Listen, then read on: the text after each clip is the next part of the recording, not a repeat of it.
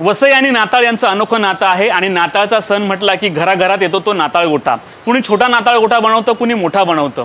वसईतली बच्चे कंपनी सध्या नाताळ गोठा बनवण्याच्या तयारीमध्ये आहेत आणि गेल्या 8 ते 10 दिवसांपासून ही तयारी सुरू आहे। जसं आपण मोठं डेकोरेशन करतो तसाच एक मोठा टास्क असतो आणि कशा प्रकारे आपला नाताळ गोठा वेगळा होईल आणि या नाताळ गोठ्याच्या माध्यमातून काय संदेश देण्यात येईल हाच प्रत्येकाचा जो आहे की एक प्रयत्न असतो। अनेक लोक जे नोकरी करतात त्यांना वेळ नसतो, त्यामुळे तो रेडीमेड असा नाताळ गोठा बनवतात, परंतु काही बच्चे कंपनी एक तरुण आहे ते आपल्या संध्याकाळी कामावरून आल्यानंतर हा नाताळ गोठा बनवतात, विविध प्रकारचे संदेश देण्याचे प्रयत्न करतात।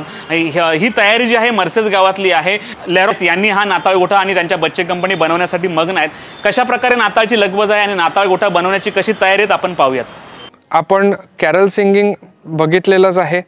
ख्रिस्त जन्माची तयारी करत असतो, आपल्याला बॅकग्राऊंडला क्रिब जसं बनवतात, म्हणजे गाईचा गोठा जिथे ख्रिस्ताचा जन्म झाला तो गोठा बनवण्याची पण तयारी चालू आहे।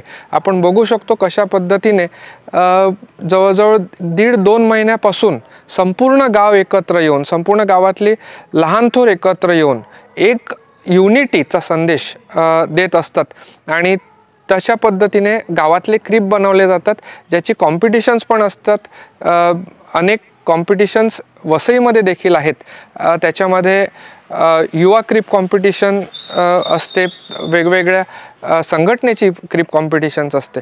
तर त्यांना मुलांना एक प्रोत्साहन मिळते की आपण आपली वसईची संस्कृती जपण्यासाठी अशा पद्धतीची क्रिप्स करावी, जे वसई ज्याला आपण मिनी गोवा म्हणतो, तर तशा पद्धतीचं वातावरण आपण वसईमध्ये तयार करत असतो आणि वसईच्या संस्कृतीमध्ये आपण वाढ करत असतो।